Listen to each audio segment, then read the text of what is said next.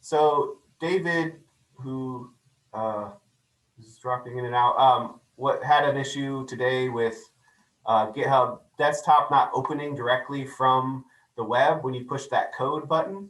And so I wanted to just show that you can also add or clone a repository directly from GitHub desktop if for some reason when you're going to the website and clicking that code button, it's not opening GitHub desktop. And what happens there is sometimes the sign-ins are different or something like that happens. But if you wanted to just add something from GitHub desktop that was on your GitHub account, you just go to this add button at the top left, go to clone repository, and then you can start to filter your repository. So if I wanted to add DHSI demo, I would go and click here, and then I would click clone. Or if I wanted to add something, let's see, I don't want to do that. Let's say if I wanted to add CollectionBuilder Rufus, and I think I already have those folders on my file, so I'm not going to do that right now. But you just have to do that, and it's a quick kind of fix there in case you run into that issue. But I think that's Evan has a little some slides to kind of talk about the CollectionBuilder components today, and so I'll hand it over to him. Okay, so there we go.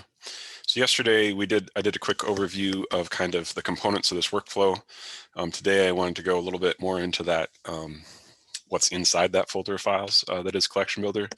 So just to review what we talked about yesterday, we have Git for a version control system. We have GitHub, which is this nice web platform for collaboration and project management. We have Ruby, which is our programming language, which we don't really use, except we need it to run Jekyll, which is our static web generator, which is actually generating out our final site. And then we have CollectionBuilder, which is this template Jekyll project where you're going to be putting in your content. So let's look inside of CollectionBuilder.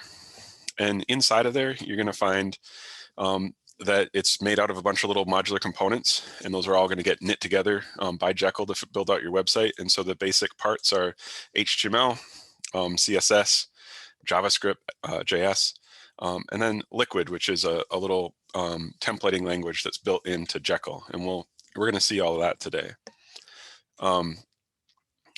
Inside of there as well, we're going to be using some frameworks. And so frameworks, the idea is to have these kind of bases that many other people can use that make it a lot easier to start your development and start developing a site that works in the ways that you want it to, so that you don't have to just start from scratch and write all the CSS that's going to style and control the look and feel of your site. You don't have to do that all by yourself. You can use some packages that people have already designed and built for you. And so the most popular in the world is Bootstrap CSS.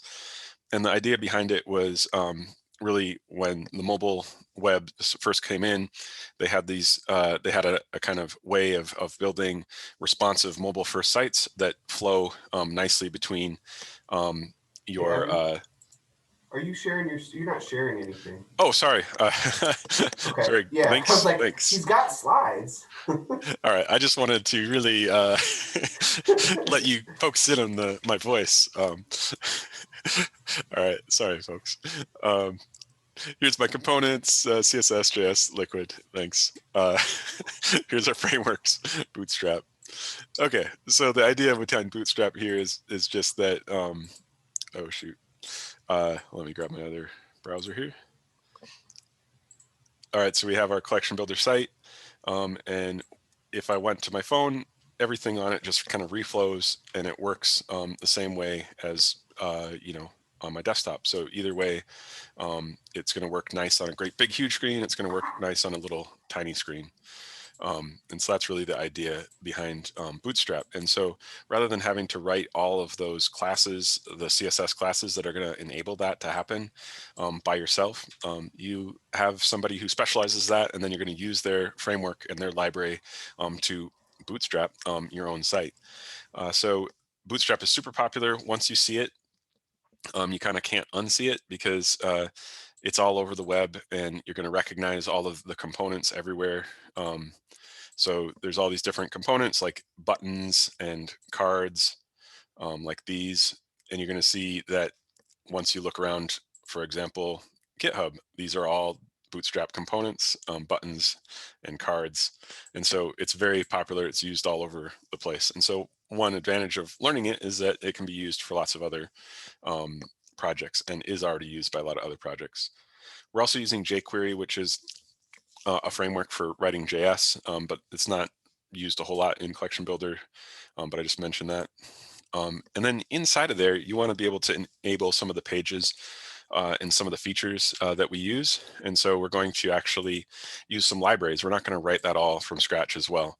And so if you look at the data page, you have this table, and this is actually built using data tables, which is a really popular library that comes with all these kind of like this table and these, you can sort it and you can search it and you can export Excel. We didn't have to write all of that ourselves. That's a library that exists out there called data tables. And it's again, very popular. You're going to see it used everywhere. Leaflet is what we use to create the maps. And so, all these little libraries and packages that people have put together, we can kind of just use those, utilize the code that's out there to be able to build what we want to build in CollectionBuilder. And all of these parts, these little libraries, could be reused for different projects. So if you have a project that's more focused just on maps, you can start using some of the components that are in CollectionBuilder and Leaflet to just go further specifically with maps. Another one is light gallery. So if you have an item that is an image and you click on there, you get this pop up and you're going to see the little UI here, and you can download the image and you can zoom in on it. And this again is a super popular library, and once you recognize these little elements, you're going to see that it's used all over the web by other folks as well. So you can kind of pull together these pre-configured things by really smart people and just use them for your own purposes into CollectionBuilder. And then the same goes for CollectionBuilder. You can take the little component parts, these little recipes for creating a map or recipes for creating a table, and use it for a different kind of project that is only a table or only a map, or integrate it into your site in different ways. Now, you have the frameworks, you have these libraries. And then the other part of CollectionBuilder is going to be the stuff that you put in it that's going to kind of drive that site. And so we've already seen creating metadata in CSVs and some configurations in CSV. YAML we've seen for creating a lot of configuration, essentially, and very simple kind of YAML. And YAML is a data format. You can do more complicated things with it than what we've seen so far in config and theme. But it's supposed to be human readable. It's a little bit human readable anyway. And then the last thing that we're going to be putting in there, and we're going to talk about a lot more today, is Markdown. And so this is a simplified writing format that makes it easy to write content, or makes it straightforward to write content for the web. And so those are kind of the parts that you're going to be putting into this template. And I think we've kind of reiterated this a few times, that once you have that metadata into here, and Jekyll is going to be, driving everything from your metadata, and it's going to eat it up and then make a whole bunch of links in between everything. So you might go from the home page, you can click through to the browse, and the browse is going to lead you to an item page. But that item page is also going to lead you back to maps or to the timeline or to other related subjects. So it's a whole network of interconnected things that's going to reward your metadata. If your metadata is good quality, it's really going to reward that. And so again, that metadata is going to drive your visualizations and these browsing loops, but it's also going to drive markup underneath. So this is, I'm going to show you something. So here's our, actually I'm going to do,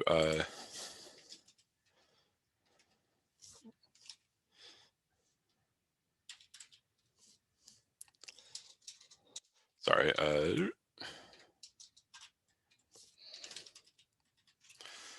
So if you have a CollectionBuilder content DM site, and I'm going to go find an item here, and I'm going to look at it. So we have this this item page, and if you're on any web browser and you right click, and you have this option here to view source, and so you can look at what's underneath the hood here. And so that's one of the kind of cool things about the web. every web page shares its full code to you, the user, in order to do it. And so it's a document language. This is the HTML.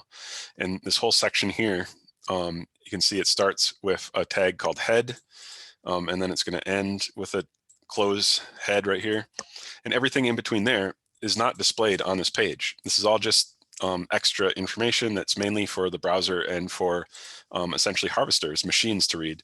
And so there's this huge section here that's all a bunch of machine readable metadata.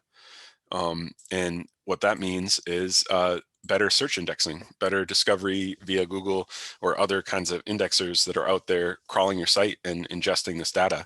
And if you can give it this nice rich markup that's conforms to standards, then people or indexing are going to be better indexed. So most of your users are not finding all the items by just going to your homepage and walking around your collection. They're going to find it by searching the live web.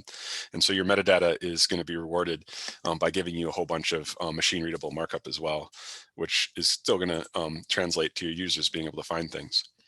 Metadata is driving is going to create item pages. It's going to, and then finally, what we're going to get to today is that you also can use the same metadata to enhance and to write interpretive content on an about page or any other kind of content page. And so it's really the collections in context, being able to use your collection to actually do some communication and some writing and some interpretive work, rather than just having this database view that you can, as the only way to interact with it, that you might see with, say, Content DM.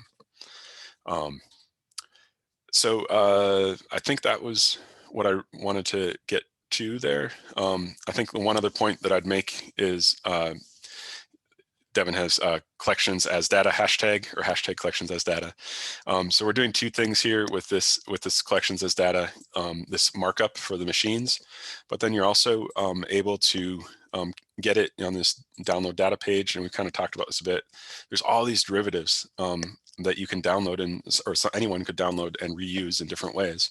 A lot of times you don't know kind of what people want or how they want to use it. And so this way you can just provide a lot of that metadata in really reusable formats, and then plug it into other tools, other ways of analysis, other ways of looking at this data and understanding the collection, and just making it out there. Don't have to worry about, what exactly are they going to do with it, because you can't anticipate everything that people might want to do with it.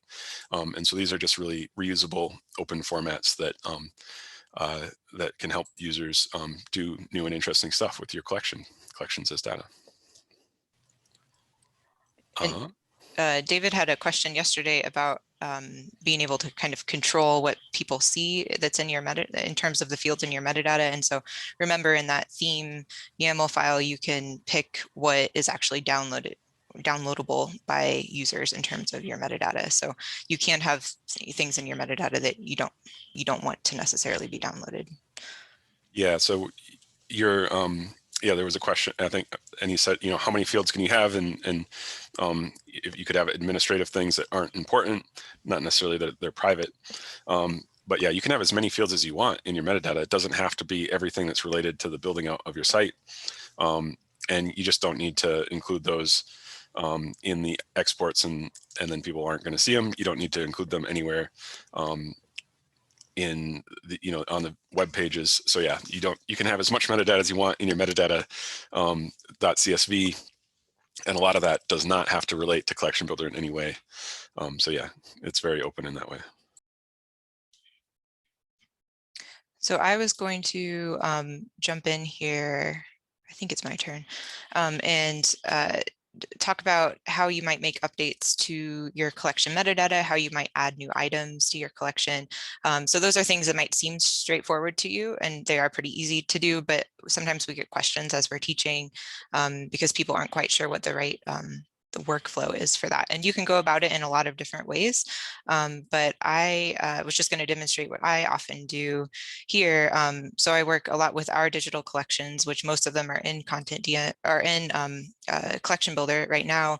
But we work on them collaboratively. I might work on one, at one point, and then 6 months later come back to it. So I know that in in my case, all of the most up-to-date metadata is in the GitHub repository itself, but I might not know where that spreadsheet is in Google Drive anymore. Maybe I just lost track of it, or maybe it's owned by somebody else.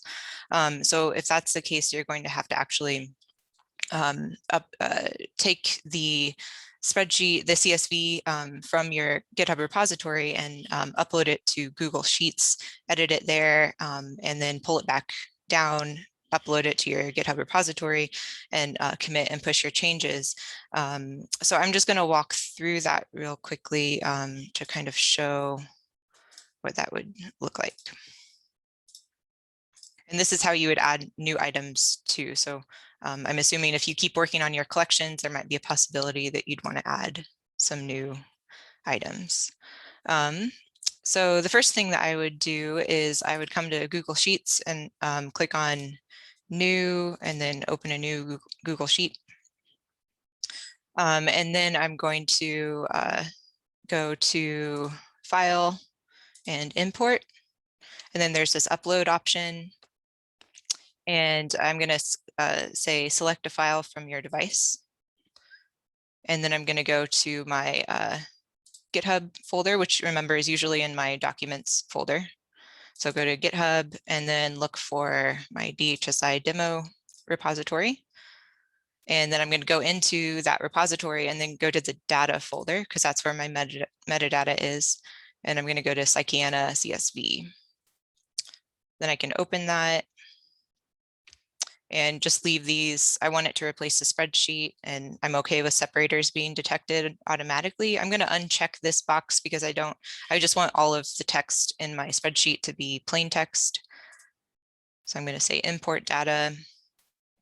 And then I have that most up-to-date spreadsheet in Google Sheets. And so at this point, if you're adding an item, so in my case, I'm going to add an image today. So I made my issue earlier this week and claimed that my repository was about dogs. And then Evan commented and said that it actually has no dogs in it. So I found a picture of a dog, and I'm going to add that. And I made a little metadata record for it.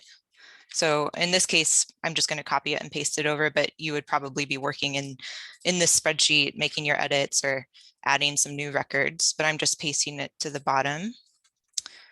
And then I'm going to just download it just like we did when you created your spreadsheet initially. Go to download, comma separated values, and then make sure you don't open it, but find it in your File Explorer or Finder and rename it to whatever your original spreadsheet name, whatever your original metadata CSV name is. So in my case, it's Psychiana. And then I have my image here too. So I'm ready to upload both. So I can come to my Visual Studio Code and then pull up my File Explorer right next to it. And then I'm going to look in my data folder and then just drop my Psychiana CSV right over on top. And it's going to ask you if you want to replace it, because it should have the exact same name as your current metadata. And I'm going to say replace. And just remember that you can always go back and see the changes that you've made on GitHub. And if you want to, if you didn't like the, if you like made a mistake and copied over some data that should have been in there, then you can revert back to it or find the old spreadsheet and re-upload it. And then I want to upload my object, so I can't forget that. Right in objects. And then I'll do a just test to see if it's working. Bundle exec Jekyll S.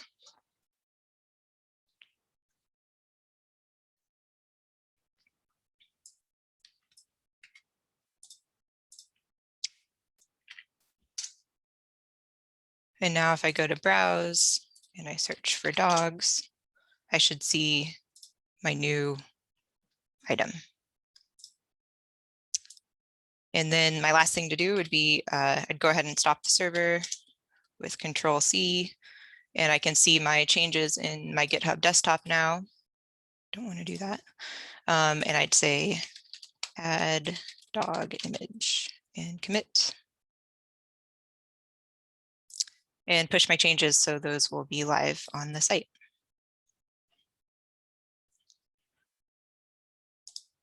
So that was really brief overview, but hopefully it helped. Yeah, and Devin's comment, you don't have to make a new spreadsheet every time. I'm just talking about, you know, you might have forgotten where yours is, or need to or realize that the only updated version is in your Visual Studio Code. And the other thing is you are definitely free to update your metadata in Visual Studio Code too, if you're making small updates, but sometimes you need to make really big ones, and it's easier to see that in the Google Sheets or whatever spreadsheet software you're using. Great. Thank you, Olivia. And I think now I'm going to talk about how Jekyll builds the home page. And we're going to get into customizing the home page specifically today. So I'm going to share my screen. And so I'm going back to GitHub Desktop. I know that Olivia just made a change, so I want to get that change into my repository. Olivia, that dog looks like Rufus, but I don't think it's Rufus. Whose dog? It's my friend's dog. It's named Moose. Very similar to my dog. Yeah. I thought you stole Rufus. No, just kidding. All right, so I fetched the origin here by pushing there, and I pulled it in, and then I pushed pull. And so I added so I've got a theme for the site here from Olivia, and I added the dog image, which was just added. So that's great. I'm going to open this up in Visual Studio Code, and I have it opened. So we're going to walk through. Let me kind of show you where we're at. So we're here on how Jekyll builds the homepage, and you should open up this bullets, because I'm going to walk. The bullets are kind of like what I'm going to do and walk through right now. But we're going to do it by looking at the repository itself. So any website, you know, that happens on the slash, that, you know, so it's like, well, let's say if it was www.lib.uidaho.edu/, the page that shows up with that slash is always going to be the index.html. I think you guys know that, but just to refresh. So how does Jekyll make that page is kind of the question I wanted to answer today. And Jekyll works with, you can work with HTML files or Markdown or .md files in your repository. Get out of there. I'm trying to close everything. But if you want to look in your specific repository, you can go to this index.md file. And this is a Markdown file, which Evan talked briefly about and we'll talk more about in the next session. But Markdown is simply a way of writing, an easy way of writing that turns into HTML eventually. We'll go into more detail. But so this index.md is kind of the root of the index HTML file that will show up at the end. It pulls in a bunch of code throughout the repository in here based on various commands you give it. And so there's not much here, right? So we've got to kind of look and think like, well, what is this? And how can this little thing build this, you know, big thing with a lot of pictures and everything else? And so this is a basic Markdown file in a Jekyll project, and it has something very specific to this project that's important. This section delineated by these dash lines is called front matter, and that controls a lot of the kind of magic of Jekyll. And so you can see there's two options, there's two variables here: layout, and that's pointing to home infographic. And so that means that there's a file in the layouts folder called home infographic.html. You don't need the .html here. That we'll look at in a second. And then the title, which this is called home. You can use that on the actual content of the page, and anything below here becomes content for a web page. And we'll talk about that in a second. But you could reference, say, that title by saying page.title, or if you had like dog type boxer, you could say it is a page dog type. So you've got this option here, and this is more complicated than we probably want to deal with right now, but this is the kind of how the page gets built. This is the information that you can reference. And then there's usually another one that you can look at, and another option for most pages called the permalink. And so this, we don't have it here because it's in the right place in our in our general repository. But in another version, we probably will end up adding this. We could just add this, which is the root / for the repository, or we could add index.html. And that's where we want our home page to be. And if you can make a page show up anywhere on your site using this permalink, but for the home page, for the index here, we're going to just call it /index.html. Hey, Devin, you should zoom in a little bit. Okay, sorry about that. That's good. Yeah, that's good. Okay. So we've looked at those 3 front matter options. And then anything below here, which I was just writing, is called the content, and we'll look at that in a second. But let's look at the layouts folder and how this is working. So this says, okay, the layout is going to go to the home infographic layout here. And so we can look at this here, and you can see this is a little bit of a larger file. It has a lot more options. It looks pretty complicated. But let's just look, kind of look based on this. So you can see here, though, that this shares something with the other one did too. It also has front matter, and it also has a layout. And this is kind of getting to the point of this kind of nested doll or network-based kind of workings of the Jekyll project. And so, you know, your index.md file said, okay, go to home infographic. And now the home infographic file is saying, actually, go to page. We're going to have this content here and then push this content to the page layout. And so you can see here, here's page, and here's the content tag. And so that content tag is going to push into, it's going to take from whatever defines this as its layout and pull that in. So this says, okay, now move to page. And then page actually says, move to default, move to the next layout default. And so here is, this default is a common use throughout a lot of Jekyll projects.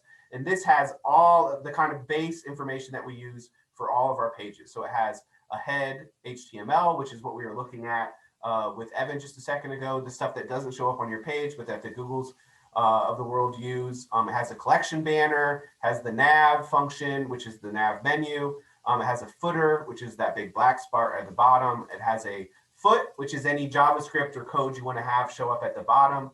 And then it has this scroll to top HTML. And so this is an important folder. And you also see here, it uses this content thing here, which is pulling in any content that has been created in this chain. So I have a little model here that maybe it's a good time to look at. I made it up today. It's linked in the folder. But if you look here, it looks a little complicated. We're going to talk about the includes files here in a second. But here's the index. It's pushing content to this home infographic, which is laying that out, and then pushing content to the page HTML, which is laying that out via the default HTML, which Jekyll finally combines all this stuff, and it's pulling in this stuff as well, which we'll talk about in a second, and builds this index.html file. So I'm going to make this go to make sure that it's up there. But now we can look at, you know, the home infographic a little bit more specifically. And one thing you'll notice here, if you look a little more closely, is there is no content.html. There is no content tag in this, so it's not actually pulling in any information from the index.md. It's just kind of index.md is just kind of setting up the tunnel that makes it kind of move through the various iterations across all of the different files within the Jekyll project. If you wanted to add that, you would just, if you wanted to have some writing there, some HTML content, you would just add a content tag here, and then you could write something in the index.md file, and it would show up at that spot in the file. But this is a pretty complicated file, and we're looking at you know, a bunch of things that we're going to introduce today called include commands. And include commands are ways to kind of use the language liquid, which is the kind of templating language that Jekyll uses, to pull in a bunch of code from another folder. Guess what it's called? Includes. So now we have this layouts folder, and then right above it is the includes file. And so we can go and we can check out actually what these actually look like. So you have an include index description, you have an include index carousel, and you have a number of things there to pull them in. And if you go and look in includes and then index And then let's just look at objects. You can see this is a whole another kind of piece of code that it's pulling in. And so there's this, you know, humongous kind of nested doll feature here, and you go here. And then you also can notice that there's this other liquid command at the top, and anything you can see that starts and ends with, you know, this curly bracket and a percentage sign on either side is an includes command, is something to do with liquid, something to do with the kind of programming language involved. And this one is actually saying assign items. So it's creating essentially a data sheet or an array is what you would call it, to call upon for all these different features. So it's saying assign items, site data, site metadata. It's a kind of complicated thing, but basically that portion, it's referencing the spreadsheet that you put the variable in the config YAML based on this site.metadata here. And so we're getting a little bit more complicated, but this is all kind of the nature of the project. This kind of nestedness, and this allows for these iterations, allows for the building of many, many pages over the course of time. And so the last thing I wanted you to look at was, you know, we have these divs and these classes here, and this is referencing a very specific, you know, class structure that is related to Bootstrap, which Evan talked about briefly earlier today. And that's our next step, to kind of look at how this page looks there. And he already kind of showed you how it looks on a mobile, but Bootstrap is basically what we use is a bunch of CSS classes and other things that we use to create layouts, to create features. And he showed you kind of how the mobile site's going to look just by making his site closer. I wanted to show you too that you can use the inspect tool to also, you could inspect the various, you know, you can see your code in specifics by using that inspect tool. And you can also look at even like very specific types of phones or different specific types of things here. So you can make it a little lot wider if you wanted to see what it would look like there. And you can see that our layout here has changed from a kind of grid layout to a full layout. And so how is that happening? What's happening? Why is that happening? And how is that happening is our next question. So I'm going to get rid of this, and we're going to go and talk about kind of how all this is working. So let's go back real quick to the model and think about these index, kind of the includes here. And so we've started with the index.md, and we're looking at the home infographic. And you can see that this is pushing out towards these these different kind of files that it's pulling in, and they're working together with the file to build the home page. But those divs are what we're going to look at now. And I want to look at specifically what is Bootstrap and how does the Bootstrap grid looking. So Bootstrap, as we've mentioned a number of times, is a bunch of CSS and also some JavaScript that creates a lot of easy interactions and layouts that you can build kind of easily and structure your page in a specific type of grid. And so the Bootstrap grid is what I wanted to look at here. And I wanted to kind of talk about a couple of different things.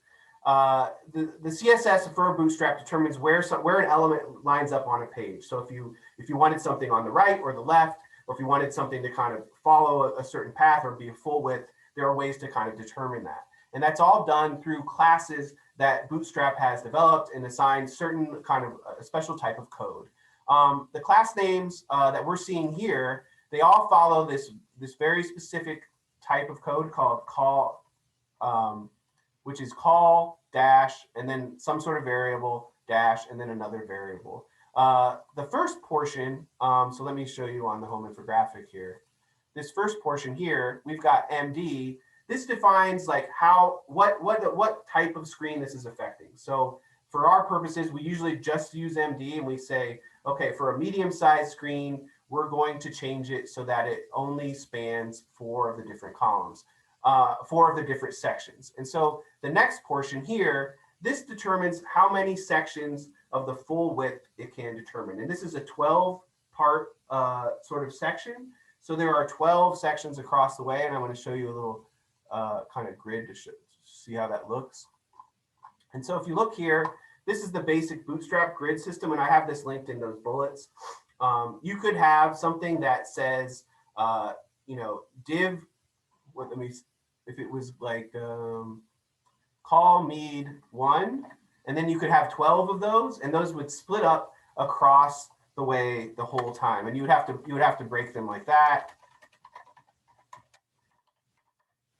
And then for any portion that's, and the other thing about the medium part here is it determines anything that size or larger. So then this is saying that, okay, if a user comes to this screen with using like a laptop or something like that, if it's using a laptop or any bigger screen, then that is going to be 1/12 of the width of the page.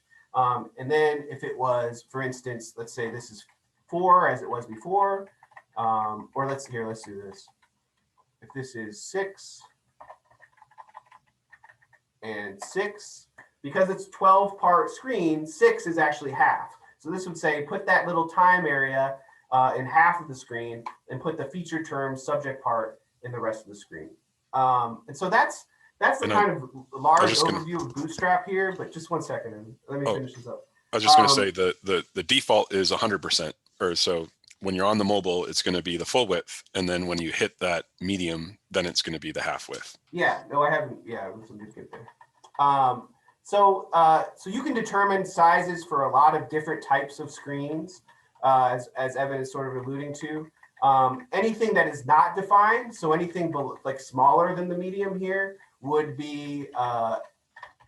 So this is extra small. So if I wanted it to be half width on a mobile device, then col extra small would be that. But if I'm just leaving it without a designation here, it's going to go full width. So anything below the medium is going to go full width. So I'm going to leave that as it was and keep it with a 4. And so we can read this page a little easier now that we know how Bootstrap is working. So it's saying actually take a span of 8 and put our description in our carousel in, and take a span of 4 or 1/3 and put the rest of it in. So we're doing math, we're doing lots of stuff. Let me get this one up. And so if we look at this portion specifically, we can start to see that, oh yeah, this is 2/3 and this is another third. And that's where the little content, the little includes are being included here. So this is the include description, this is the include time, this is the include feature term subjects, which will change in a second. This is the locations, the objects, and this is called a carousel, which is another kind of Bootstrap kind of feature that we've built in to the home page specifically. So here we go. We've got all these different things, and so this might be kind of like, oh my gosh, what's happening? But the best way to learn about this is really just to mess with it. And so we're going to do a kind of specific. We want to make a very specific change to this and make the homepage look a lot different than it looks right now. So what we want to do using these Bootstrap column sort of classes is to make the top part, the carousel part, as large as possible, full width at that col medium part. And then we're also going to want to change the other ones to be in 4 parts below it. And so how we're going to do that is to look at the top part first, and we want to get rid of this kind of description, and we're going to move it down to the other area because we want that with the other parts. We're going to get rid of that, and I did that by highlighting it and pushing Control X, which is the cut option, which is like cut and paste, or like copy and paste, just it takes it away. And I pushed it down there, and now I have the carousel here in the top. And so to change this, to make it full width, I'm going to change this to 12, actually, because it needs to be fully span 12 individual pieces of that entire 100% column. And so we've got this here, and we're going to see what that does. So let's go and look at our image. We've made the change, and we refreshed it. And now we've got this nice wide carousel that kind of describes some of the features that we have here. But now, as you see, we still have that sort of a third of the width column, and we don't want that. We want to split that into 4 equal widths. So if we're going to do a little math, we're going to divide 12 by 4 and figure out that actually we need to have these in separate divs, which div is a common way of dividing elements on an HTML page. It stands for division. We're going to make these into a div MD3. So I'm going to take that, and then I need to put each portion of these into a separate div. So I'm going to take this little bit of code, and so I'm going to, here, I'll just show you. We're going to close it by adding another div, and then I'm going to copy this part and put that down below. And so we can put every piece into a new kind of division here. And then if you remember though, we actually have 5 things here. So I'm going to include the last 2 and just have that be as it is. So this last portion should have 2, the rest will just have 1. So I'm going to save that. You can go back to your terminal and look and see if it's changed. It's changed. I'm going to go back up and we'll see what happens. So that's great. Now we've got 4 different sections that change that for a medium-sized screen. We'll set up this way. Again, if we make the screen smaller, that medium kind of designation goes away and it'll be full screen. So at a certain point, it keeps medium is actually pretty small too. You should know that the medium-sized screen. So if you wanted large, might actually work better here. So then here we go, and it's moved down to that full width here. And we can spread that back out and it'll go back out. But let's say I don't actually want one of these. I don't really want locations in mine. So I'm going to get rid of that one. And so we're going to go back here and in order to get rid of a section, all you got to do, which is a lot of this, is just delete it. So we're going to delete it, push save, and then go back and see how that looks. Okay, that looks a lot better. We have some sort of, some symmetry to the page, a nice layout. It's looking good. But now we also can see that there's a lot of options available for the different pieces here. So I think the carousel should be a little higher, and maybe we want to call it something else than sample items. So the greatest things about these includes is we've built in a lot of options that you can define within this little snippet of code. So if I wanted to change the title of this portion, for instance, I can say, let's call it featured items. This is not a big change, obviously, but that would change the title there. And then we can go back and see it's changed to featured items. But that's not the change I want to make. I want to make it a little bigger, but I'm not exactly sure how to do that. And so we can go and look at this includes, it's specifically the includes index carousel, and see that in order to make it bigger, there might be some options. And so we've added these comments at the top of every single one of these includes so that you can go and find what variables you can change. And so this actually has a title, and that's the one we just changed, but it also has a height. So if I wanted to go back and change the height, and I can go, okay, the height of the carousel in PX, just give the number optional default 300. So I can go and edit the height here, and it's got a nice sample too. So I can say, oh, actually, I can just add this. Let's see what that does. So I'm going to, so if I add the height here to my home infographic, and I'm going to write it out, height equals 450, just as it was there. What's that going to do? So let's check that out and see that it refreshed, and it made it bigger, which expands the entire amount available for the picture, which is really nice. And so those options are also available for these featured terms index. And so you can see here, you start to kind of read the code and you're like, oh, okay, so this is using that little piece, and it's taking the field subject, it's called top subjects, and the button color, and this is using another Bootstrap button colors, it's called info. And so if I wanted more information on that, I can go back and look at this featured term and read about that and say, oh, okay, so I can change the button color to success or outline success. Cool, I'm going to do that. And I could change the field as well. So let's go back and change this to success and see what that does.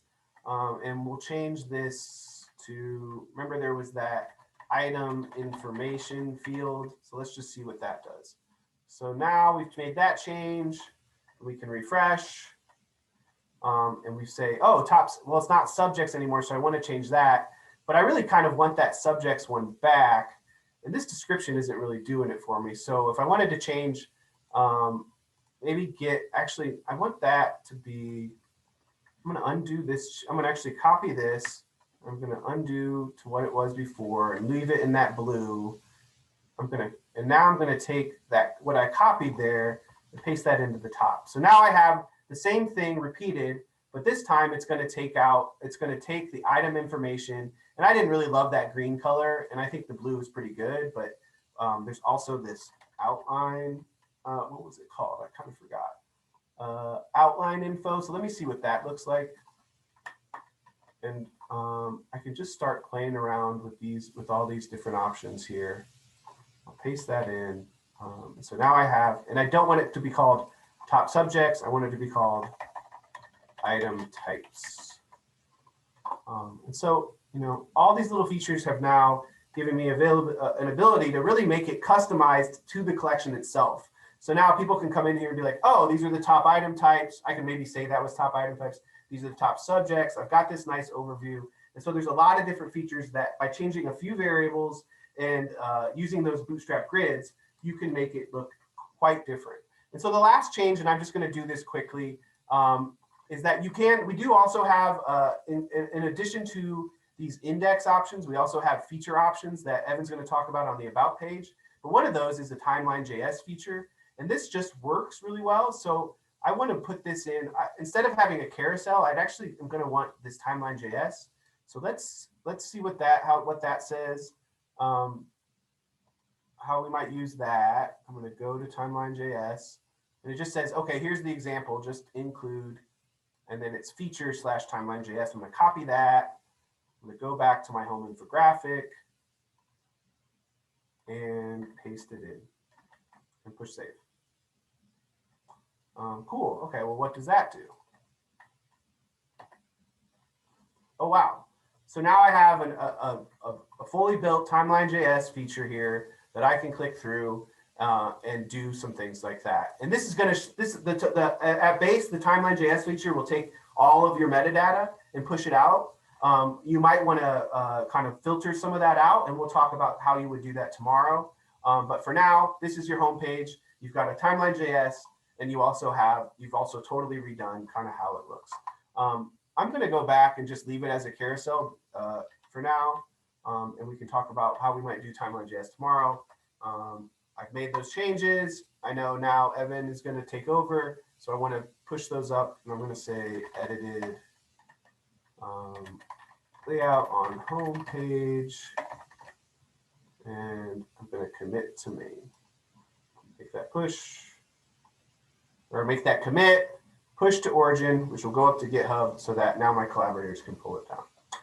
And again, I hope this little model doesn't freak you out and actually starts to kind of, like, if you can look at it and start to kind of visualize it. I was trying to think about how this all works today, and I know that sounds kind of crazy, but I think this actually does it justice. So hopefully that'll help you as you move forward. And I'll stop and let Evan take over and talk about pages.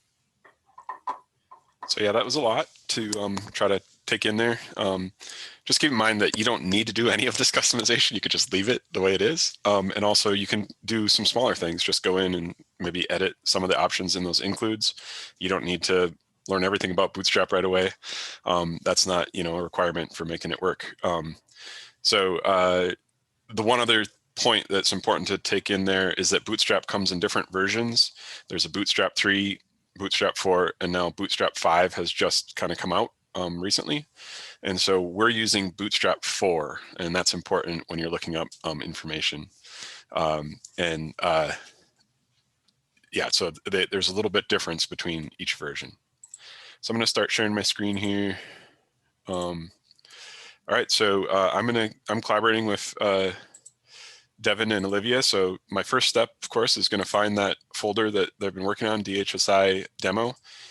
I like to right click on there and open it with VS Studio Code. So here's my editor with that folder open. And the first thing I got to do is do that git pull so that I can make sure that I have the latest information. And so I open my terminal with control backtick, and then I give the command git pull. So that's using that git on the command line, and it gives me a bunch of information. It tells me here's some stuff that's changed since the last time you pulled, and then I can just hide that terminal for now. or maybe I'll start my server. So I'll do my bundle exec Jekyll S to start up that terminal. And I'll also go ahead and zoom in a little bit. Okay. So what we're going to do now is maybe I'm going to put that little link in there. So now I have everything exactly, this is what Olivia just added, and this is this new homepage that Devin's crafted for us with the exciting featured items and all of that. And now what we're going to do is actually go and take a look at the About page. And so About pages are kind of a convention of the web, this place where you're going to go ahead and describe your collection for your users that visit it. It's also, but we're thinking of About page in a much larger kind of context, like the interpretive page, talk about your collection, be able to tell stories, and go beyond just, aggregating items and get into, really being able to, communicate with your collection, provide context, provide interpretive content around this collection and use your collection items to write. And so if you look at this, the default About page, it comes with a template. We have a little bit of content here that's just kind of about this. And then we have this section called About the About page, where nothing is working right now on mine, interestingly. Oh yeah, because it's using the demo items, and apparently the demo items are deleted on this one. So that makes sense. I'm going to grab the non broken version of that. And so if I go down here to the About page, you're going to see that there's all of these includes. You've already kind of seen the idea of includes that are pulling in this content. And so you can use your collection items in this interpretive content that you're going to write. So the first step of this is we want to learn how to write this sort of content that looks like this. So you have, if you go to any kind of document that you're used to reading, like a book or an academic paper or an article in a newspaper, or your Word document, there's this very common convention of sort of headers, things that are big and delineate the different sections of the text. There's paragraphs, which are like a thought, and then they are broken from other paragraphs by a line. And so these are conventions that are used in writing across the world and across media types. And so on the web, we follow the same conventions. And these little headers that kind of delineate the sections and delineate the titles are a class in HTML. And so they're called headers, H1, H2, H3, etc. And they're hierarchical. So it's supposed to be semantic. It's supposed to communicate information. And then we use those classes to apply styles to them so that it also looks in a way that will communicate information to your users. And so we're going to, rather than having to write out all the HTML that produces this sort of content, we're actually going to use a simplified way of writing it called Markdown. And so Markdown is a basic syntax for writing content for the web. It's plain text format. And it's just going to convert very easily into HTML. And it was really kind of based on kind of how you would write intuitively email just using plain text. And so here's an example right here where we have a hash is going to delineate a header. And so anything after this hash, so it's going to be hash space and then some text, and then a blank line underneath it. That's going to become a header. And this stuff down here is going to become paragraphs. And so I can just quickly render that. You can see that hash becomes a bigger heading. This hash 2 becomes a H2, so it's going to be a little bit smaller, and a H3 is just a little bit smaller than that. So there's a hierarchical kind of relationship between those semantically, and then in the display on your computer. And so that's how we're going to actually write content on our About pages. And so if we go over to your project, where you're going to find those pages, we're just looking at index.md, which is kind of this stub that doesn't really have any content in it. But there is some pages that have a little bit of content, and that's in this folder right here called Pages. And so in this Pages folder, we just have that there to kind of keep it organized, keep them out of your repository space here. You're going to find a bunch of Markdown stubs. And so we like to call those stubs because, as Devin showed you, they're kind of just the base of a page. They're just the content. And then they're going to have the whole template of your site wrapped around it. And so if you look here, we have about.md, and that's the stub that's going to be generated into your about page. And so as Devin demonstrated to you already, just to reiterate, we have a little block at the top of this. And this is a convention of Jekyll, and it's called the YAML front matter again. So we have 3 little dashes. This stuff is YAML, just like you were writing in your config.yaml and theme.yaml. And then we close that with 3 little dashes, and that's the end of that little YAML block. And so Jekyll looks in your files everywhere. Everything that has one of these YAML front matters is going to get processed by Jekyll. If it doesn't have a front matter in it, Jekyll's just going to copy it over onto your site.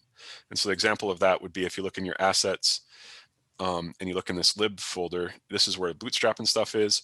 We're not actually processing those files.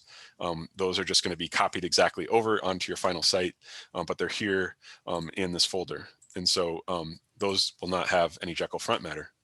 So back in my pages, about, I have this front matter. It has some options available to it. And in most cases, you're just going to leave those all as they are because they're set up to kind of work with the template as it is right now. And they're not really controlling the features that are on the page right now. And we're going to start scrolling down on our about.md. And the first thing that we run into is this include, kind of like what we saw on the index the index layout that Devin has been taking you through. And then we have a second include here. So this first include says feature /jumbotron.html. And if we go and look at our generated site, we can see what that is. And so that's adding this big image thing here. And it seems to be adding our collection title and tagline automatically, and then some kind of image. And so I'm going to skip over that bit now, and we're going to keep going down until we hit some Markdown. And so now we've finally hit some Markdown right here. We see some hashes. And so those are 2 hashes is going to be an H2. So I'm going to look over here and what that corresponds to. And I scroll down, and here it is. And so we have about the collection. It looks big, it looks bold, it looks bigger than the paragraph text below it. And so that's what this right here is doing. And so when we start writing Markdown, we can add some headers.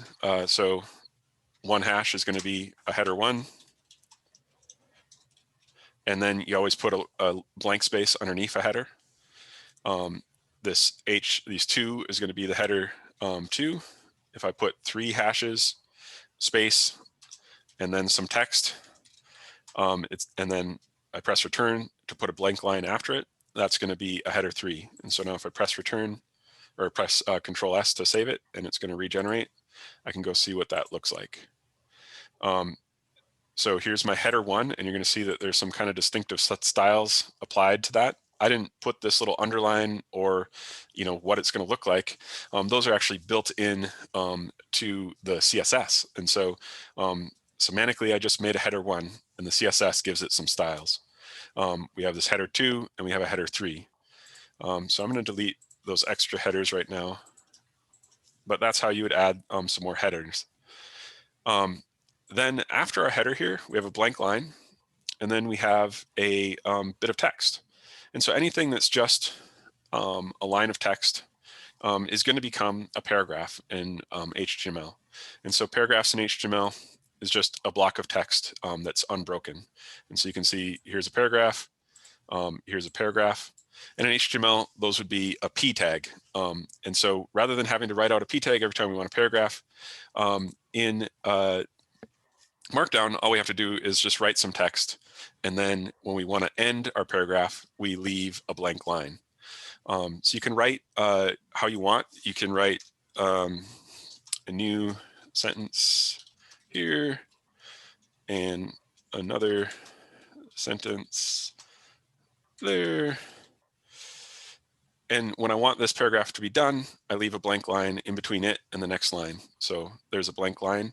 So this is going to be one paragraph. These will be joined together into a single paragraph. And then this is going to be a separate paragraph. So I'll see Control S and see what happens there. And so you can see here, here's my two sentences that were on two different lines, and they become one paragraph.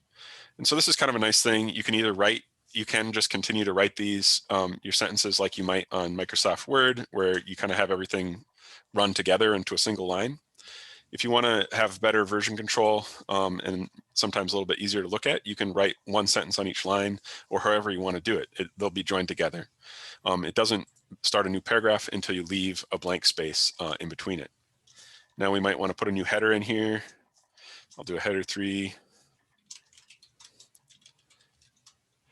And the next thing that you might want is some inline formatting. And so inside of our paragraph, we might want to have some bold text. So you can do bold by adding 2 asterisks, and then close it with having 2 more asterisks. So everything in between those 2 asterisks is going to be bold. And if I do 1 asterisk, it's going to become italic.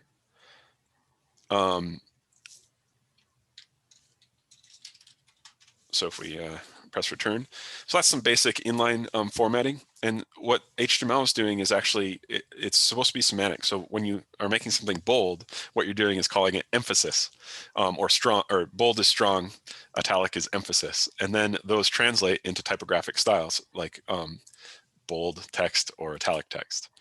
The next thing that you might want to do is a link. And you can see that there's already some links here in your example.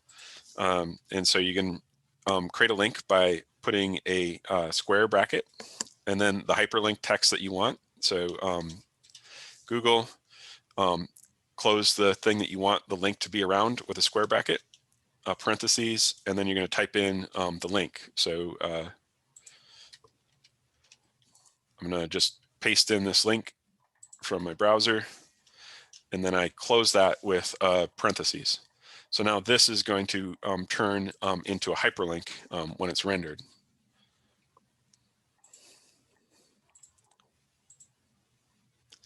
Okay, so I have my bold, italic, and my hyperlink here in my Markdown.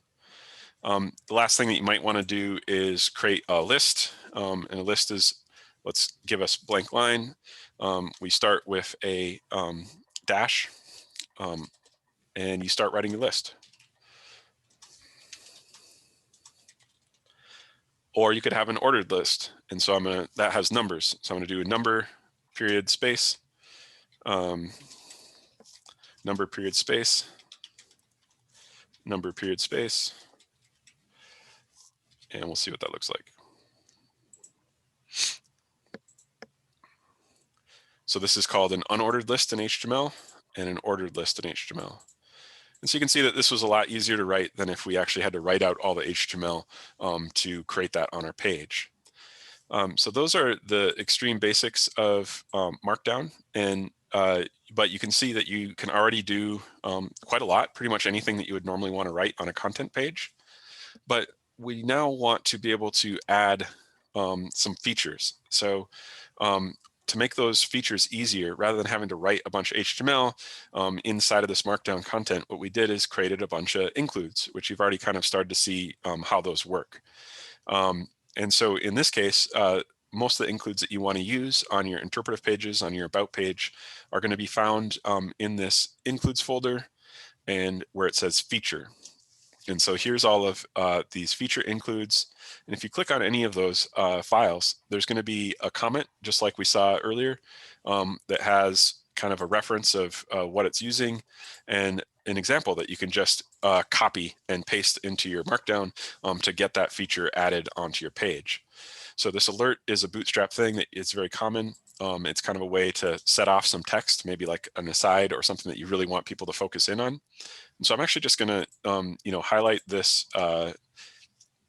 example. I put my cursor at the beginning and I moved my mouse over to the end and I held down Shift, and that allows me to just quickly select the whole thing, Control C to copy it, and then I go over to my About page.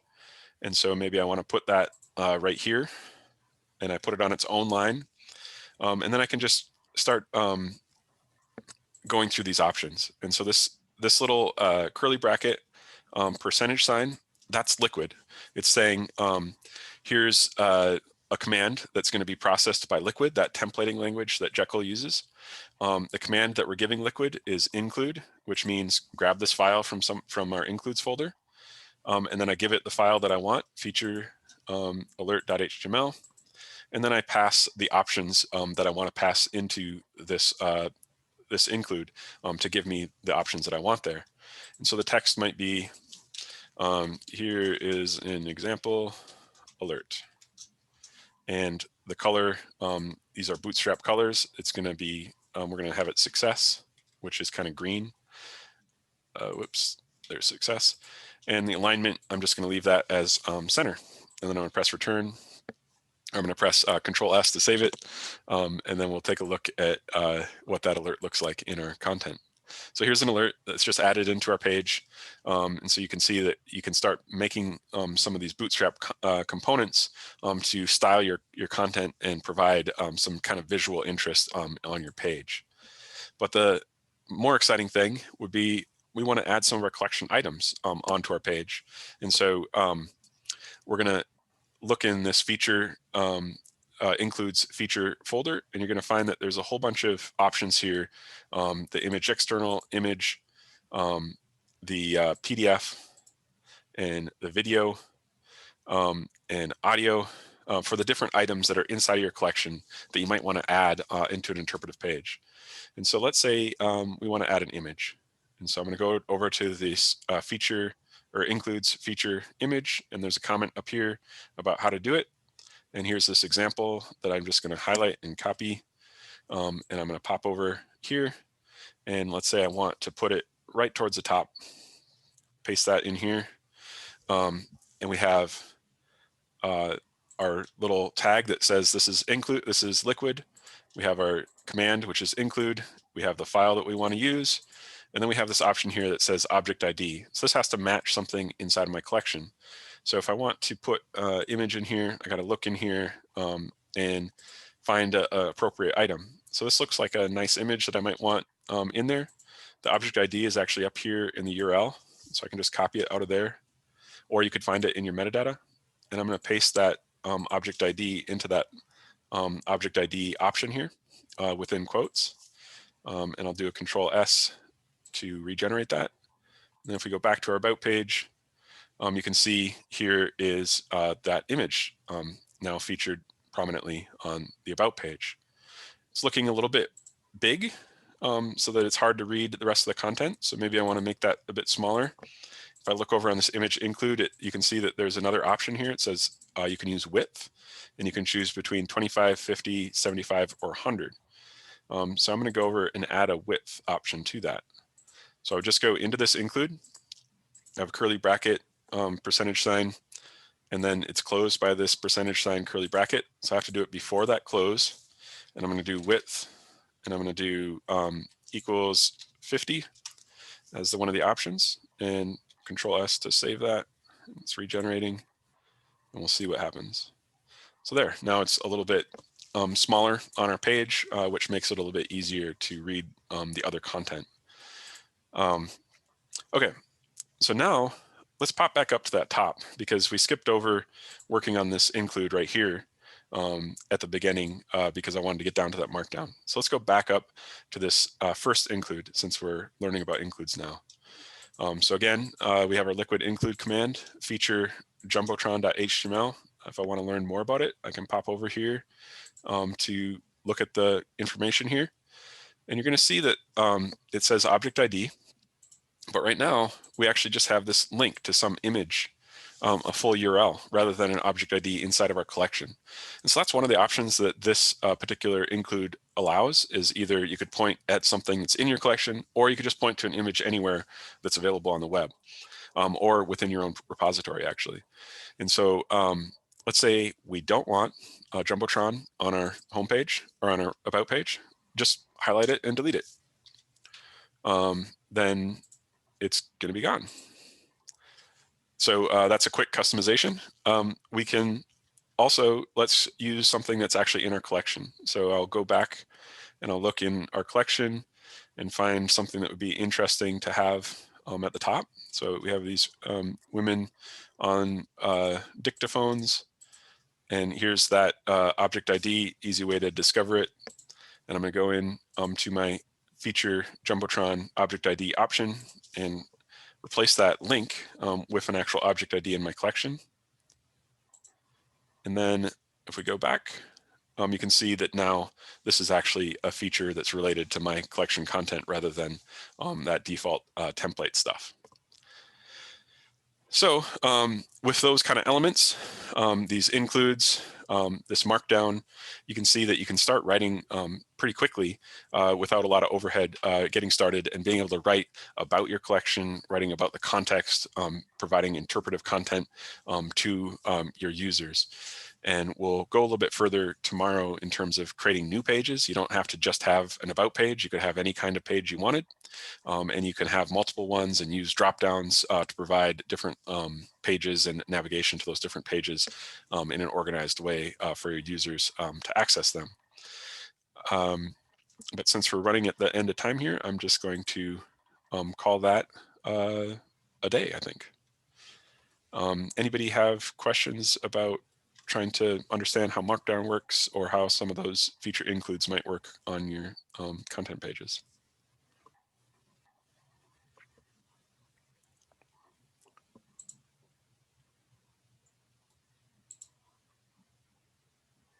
Did everybody, is this like, is it going, it's a lot to throw at you in one day. So I just want to make sure that everyone's kind of all right.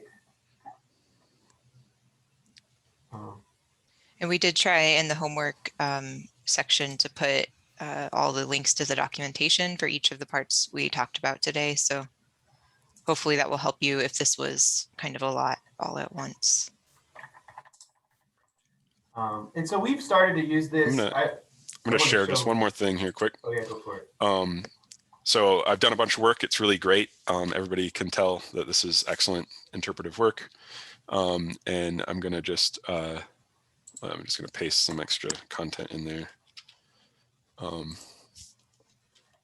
So here's some more paragraphs. And then what I'm going to do now is make that commit this so that Devin and Olivia can enjoy my excellent work.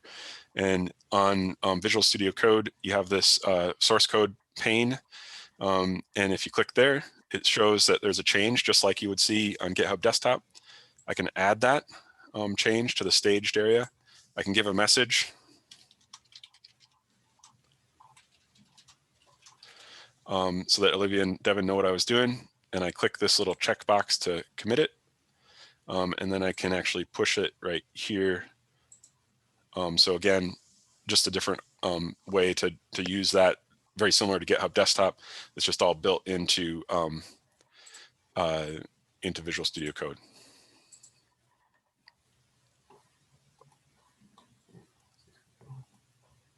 All right. I'm going to stop the recording so we can chat about questions.